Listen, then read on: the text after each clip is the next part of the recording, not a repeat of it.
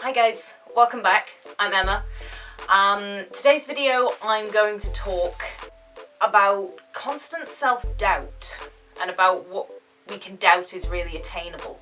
First though, just a quick update on the barefoot videos. There's one coming in 2 weeks' time, so prepare yourselves. I've taken on board all your requests and I'll be doing a little frequently asked questions, so if there's anything you want me to address, pop it down in the comments. I'll do some footage of walking on gravel because that's something someone asked for.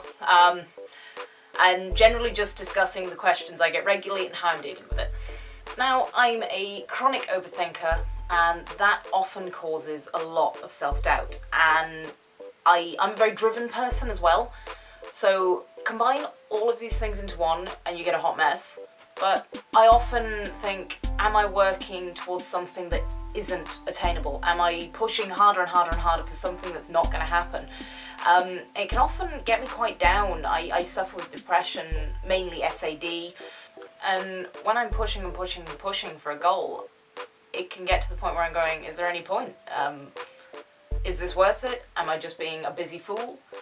You know, am I being completely blind and trying to achieve something that's not attainable, and are people looking at me and thinking, oh, she's an idiot, what on earth does she know? And it's a really negative thought pattern that I get into. I like to tell myself that yes, it is achievable if you work hard enough, even though that little voice at the back of your head, yada yada yada, you can't do this.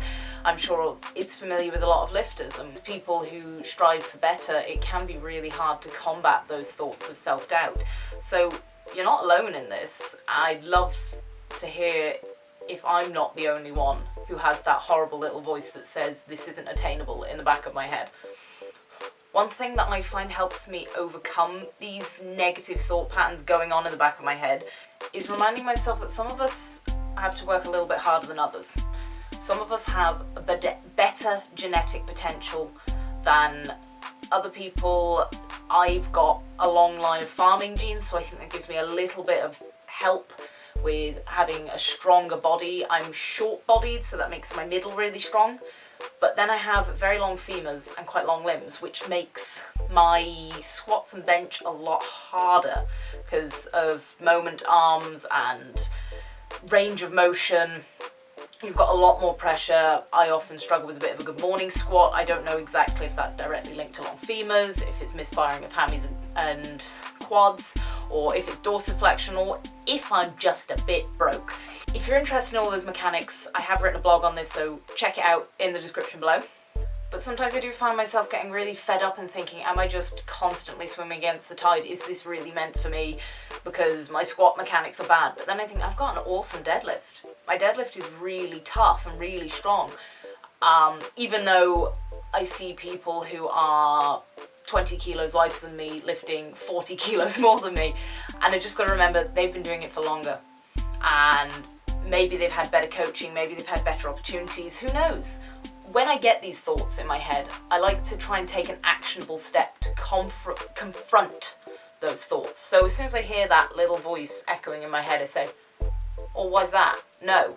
And it's something I learnt when I was having therapy, was to catch these bad thoughts before they could manifest into something worse. So when you notice that little voice in your head saying, this is impossible, you catch that thought and say, no, I can do this.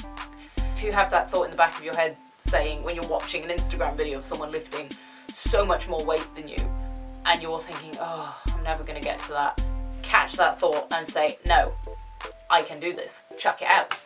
It's all about being actionable about what's going on in your head, and I've found that's been very helpful in the confrontation of negative thoughts and kind of battling against them.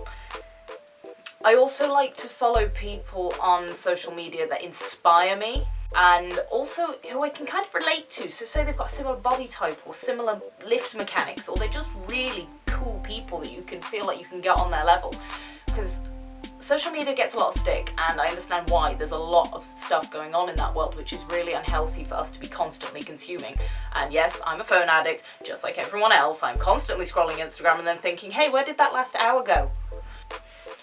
So try and use your social media as a tool for good. Follow those people who make you feel good. If someone's constantly making you feel bad on social media, I don't care how much you supposedly enjoy following them, get rid of them, unfollow them, get rid of them out of your space, because you need to cultivate a feed that's positive and makes you feel good.